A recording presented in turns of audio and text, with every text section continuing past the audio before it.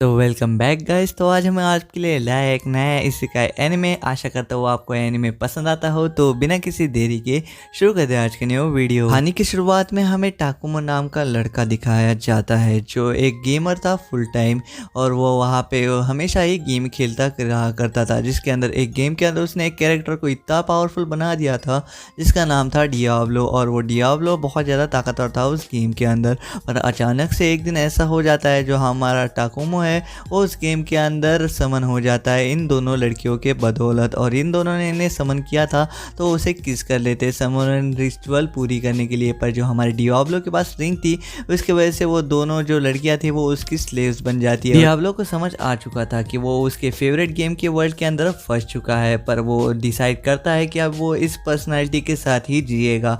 वो कहता है कि मैं एक डीमन लॉर्ड हूँ और डीमन लॉर्ड जैसे ही बातें करूँगा। पर फैक्ट ऐसा था कि वो अपनी ओरिजिनल जिंदगी में बहुत ही ज़्यादा शाय बंदा था और वो बहुत ही ज़्यादा कम बोला करता था। और तभी वो दो लड़कियां फ्रस्ट्रेट हो जाती है और उसे कहती है कि देखो हम बहुत ज़्यादा बोर हो रहे थे, हम अपने आप को इंट्रोड्यूस कराते।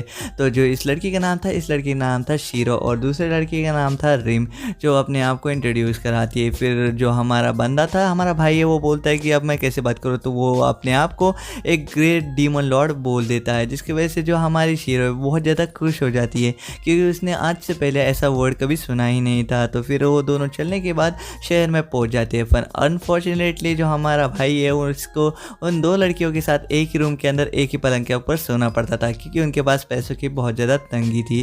पर जो हमारा भाई है वो ये एडजस्ट करने के लिए रेडी हो जाता था। पर तभी वहाँ पे सेलेस्टियल आ जाती है जो इस गेम की एक अहम कैरेक्टर थी, और ये हमारे भाई को पता थे और ये बोलता है कि ये यहाँ पे क्या कर रही है। फिर तभी वो जो हमारे सेलेस्टियल है वो बोलती है कि मुझे तुम लोगों से कुछ बात करनी है, और वो लोगों को एक बार में लेके जाती है। और वहाँ पे डियाब्लो बोलते हैं जल्दी अपने पॉइंट पे आओ। गैलक नाम का बंदा है जो बहुत ज़्यादा गुस्सा करने लग जाता है डियाब्लो के ऊपर। जो हमारा डियाब्लो है वो अभी फिलहाल में एक डीमन लॉर्ड है, तो वो बोलता है ये सब बातें वो सुन के नहीं लेगा और वो उसको एक धमकी दे देता अगर तुमने और एक शब्द बोला तो मैं तुम्हें मार दूंगा, जिसपे वो गैलक बहुत ज़्यादा डर जाता है। पर वहाँ पे फिलिस्तीन बोलती है कि तुम्हारे पास बहुत ज़्यादा कम समय है रीम, तो सोच लो। और जिसपे जो हमारा भाई है बोलता है रीम से कि क्या मास्टर प्लीज़ मुझे जल्दी बताओ।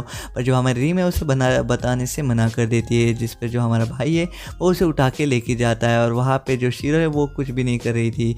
तो हमारा भाई जो है रीम को टॉर्चर करता है बहुत ही इनोसेंट वे के अंदर। पर जो हमारी रीम है उसने सब कुछ बता दिया था। जो हम उसके अंदर एक डीमन लॉर्ड है जिसका नाम है क्रिस्टाइन, जो वहाँ पे उसके अंदर बंद है, और जिसके वजह से वो लोग उसे बाहर निकालना चाहते हैं वो रीम को बिना मारे हुए। जो हमारा भाई है ये सब चीज़ समझ जाता है और वो बोलता है कि ठीक है मैं तुम्हारी मदद इसके ऊपर करूँगा, जिसपे जो हमारी रीम है वो बहुत ज़्यादा रोने लग जाती है और हमारा भाई उसे सहारा देने के लिए उसके ऊपर हाथ रख देता है। फिर सीन चेंज होता है, हमें दिखाया जाता है जो डियाब्लो है वो अभी बाहर आ रहा था गश्त के लिए, वो बोर हो चुका था तो वो वहाँ पे बैठा हुआ था। तभी वहाँ पे गैलक आ जाता है जो बोलता है कि तुमने मुझे बार के अंदर जो कुछ कहा मैं उसका बदला लेने आया हूँ।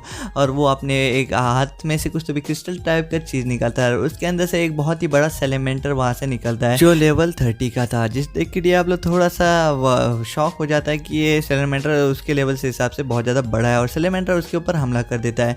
पर डियाब्लो का बाल विवाह का नहीं होता है क्योंकि वो 150 लेवल का था, वो 150 लेवल का था और वो सेलेमेंटर उसके लिए कुछ भी नहीं था। वो एक ही अटैक के अंदर उस सेलेमेंटर को उसकी नानी याद दिला देता है और वो सेलेमेंटर उधर ही ढेर हो जाता है। और वो बोलता है कि डियाब्लो से कभी माफ़ी की उम्मीद मत जागना।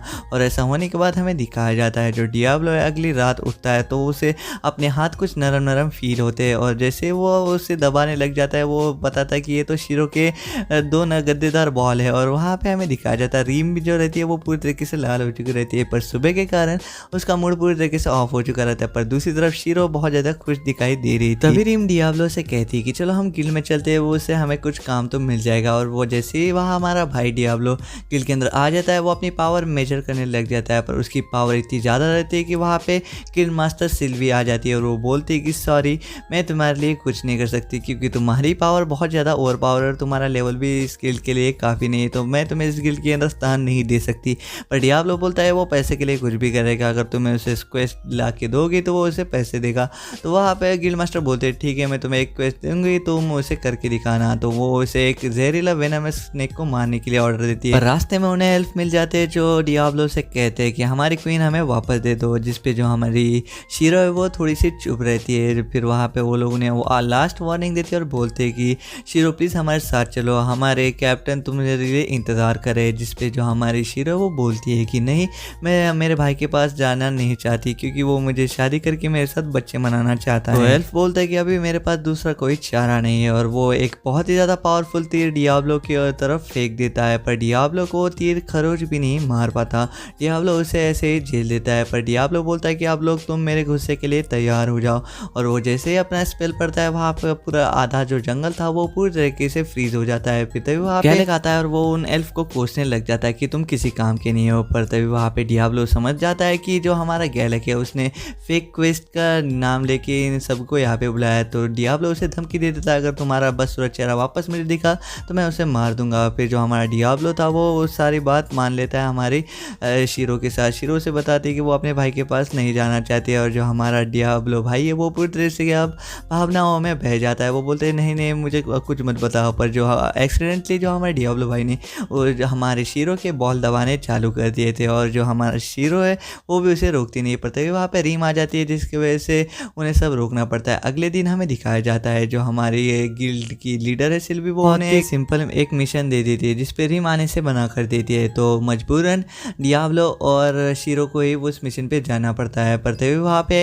एमिली नाम का बंदा रहता है जो वहाँ पे लड़कियों की सेफ्टी के लिए लड़ता है और वो देख लेता है जो हमारी शीरो और रेम के गले में एक स्लेव कॉलर था। वो बोलता है कि डियाब्लो अगर मैंने तुम्हें हरा दिया तो तुम उस दो लड़कियों को आज़ाद कर लोगे। जिस पे जो हमारा डियाब्लो बहुत ही ज़्यादा खुश हो गया था क्योंकि उसके सामने पहली बार एक सुपर ह्यूमन आया था जो उसे चैलेंज कर रहा था। पर जैसे उसने अटैक कर दिया डियाब्लो बोलता है ये तो बहुत ज़्यादा स्लो है और वो अटैक करवाता है डियाब्लो के ऊपर। पर वो बोलता है कि अब मैं तुम्हें अपना एक बहुत ही ज़्यादा बेहतरीन अटैक दिखाने वाला हूँ। पर वो इससे कुछ कर पाता उससे पहले डियाब्लो उसे हरा देता है और उन दोनों को फिर वहाँ से जाना पड़ देता है। जैसे वो बाहर के देश में आते उन्हें पता चलता है कि वहाँ पे एक बहुत ही बड़ा हमला होने वाला है जिसके वजह से डियाब्लो बोलता है अरे ये तो बहुत ही बुरी बात है, तो तुम लोग क्या कर रहे हो। तो वो लोग बोलते हैं कि हम लोग सारे सिटीजन्स को यहाँ से बाहर निकाल रहे हैं। फिर जहाँ पे जो हमारी शीरो थी वो बोलती है प्लीज़ इस शहर को बचा लो।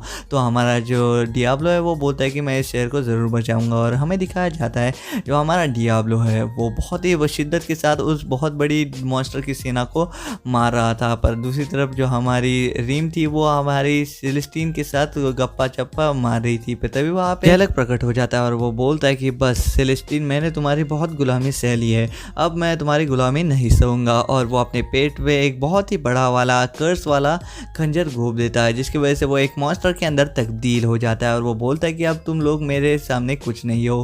पर वही दूसरी तरफ हमें डियाब्लो दिखाया जाता है जो एडलगार्ड के साथ फाइट कर रहा था। और एडलगार्ड जो थी उस मॉन्स्टर सेना की अध्यक्ष थी, मतलब वो उनकी सुपीरियर थी और वो बहुत ही खतरनाक तरीके से डियाब्लो को हमला कर रहा था। पर डियाब्लो उससे बहुत ही इजीली बच रहा था। दूसरी तरफ जो हमारा रीम थी वो उस मॉन्स्टर से भाग रही थी पर वहाँ पे डेड एंड आ जाता है जहाँ पे हमारा एमिली वहाँ पे उसे बचाने के लिए आ जाती है और बाकी एडवेंचर भी वहाँ पे बचाने के लिए आ जाते हैं रीम को। पर जो हमारा मॉन्स्टर था वो बहुत ज़्यादा ताकतवर था उस एमिली से, तो वो बोलता है कि प्लीज़ यहाँ से हट जाओ वरना तुम अपनी जान गंवा दोगे। पर दूसरी तरफ हमें दिखाया जाता है जो हमारा डियाब्लो था वो एडलगार्ड के साथ फाइट कर रहा था और डियाब्लो कहता है एडलगार्ड को कि तुम मुझे नहीं हरा सकती। तो एडलगार्ड बोलती है अच्छा तो ये बात है तो मेरा ये अटैक तुम संभाल के दिखाओ। और जो वो सीधा अटैक कर देती है डियाब्लो के ऊपर और डियाब्लो उसे पूरी तरीके से अपने ऊपर ले लेता है। पर डियाब्लो को एक खरोच भी नहीं आती है और डियाब्लो बोलता है ठीक है अब बहुत हो गया, अब तो मैं तुम्हें नहीं छोड़ूंगा। पर तभी वहाँ पे हमें पता चलता है कि डियाब्लो को वहाँ पे खड़ा हुआ सैनिक बोलता है कि वहाँ पे रीम के ऊपर हमला हो चुका है, तुम्हें जल्दी से वहाँ पे जाना पड़ेगा। तो डियाब्लो अभी सीरियस हो जाता है और वो अपना वाइट स्पेल वहाँ पे निकालता है। वाइट स्पेल जैसे ही आता है वहाँ पे जो एडलगार्ड है और उसके साथ जो बाकी मॉन्स्टर थे वो वहीं पे ख़त्म हो जाते हैं। पर वहाँ पे गौर की बात ये थी कि जो हमारी एडलगार्ड थी वो वहीं पे बच गई थी।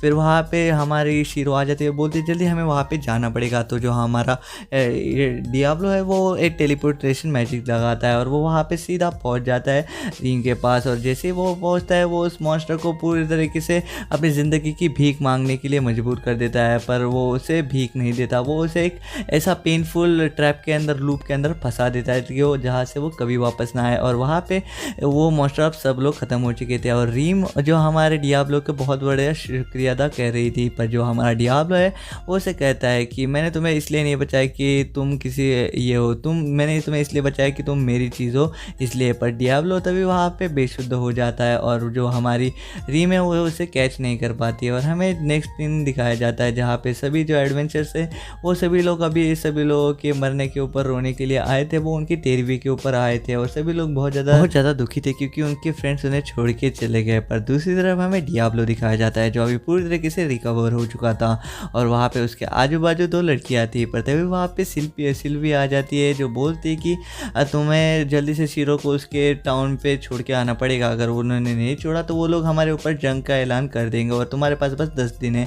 और जो कीरा नाम का जो हमारा शीरो का भाई है उसने इसके सर पे बाउंड्री रखी थी, फिर जिस पे देख के जो हमारा डियाब्लो है वो बहुत ज़्यादा गुस्से से आग बबूला हो जाता है और वो सीधा जाता है चेस्ट मास्टर के पास और बोलता है कि प्लीज़ इस शीरो को बचा लो। तो चेस्ट मास्टर बोलता है इसमें मैं तुम्हारी कोई मदद नहीं कर सकता, मैं वॉर रोकने के लिए कुछ भी करने के लिए तैयार हूँ। फिर वो अलीशा को उसके ऊपर छोड़ देता है कि डियाब्लो के ऊपर नज़र रखो। तो वहाँ पे जो डियाब्लो था वो बहुत ज़्यादा कंफ्यूज था। पर इसी बीच हमें कीरा की एंट्री दिखाई जाती है जो माफ़ी मांगता है शीरो की कि उसके ऊपर बाउंड्री रखने के लिए। पर जो हमारे शीरो है वो बोलते हैं कि मैं तुम्हारे साथ नहीं आना चाहती हूँ। और जो डियाब्लो भी है वो उसे बहुत ज़्यादा गुस्से की नज़रों से देखता है, जिस पे जो हमारा कीरा है वो बोलता है ठीक है मैं तुम्हारे शब्द का आदर करता हूँ और वो वहाँ से चले जाता है। फिर हमें दिखाया जाता है जो कीरा है वो वहाँ पे बहुत ही ज़्यादा फ्लूट बजाते हुए क्रीपी तरीके से हंस रहा था। फिर हमें दिखाया जाता है जो हमारा डियाब्लो है एक सपना देख रहा था जहाँ पे वो अपने बचपन का एक सीन याद कर रहा था कि जैसे उसके दोस्त ने उसके साथ काम हो गया वो उन्हें छोड़ दिया था और डियाब्लो तब से अकेला था, तब से वो किसी पे भरोसा नहीं करता था। पर डियाब्लो और शीरो आपस में पोषण बनाने लग जाते हैं। पर तभी वहाँ पे कीरा जो एक फ्लूट बजाता है जिसकी वजह से जो हमारी शीरो है वो बोलते डियाब्लो कि मुझे अपने घर जाना है, मुझे मेरे भाई के साथ जाना है और वो वहाँ से चली जाती है।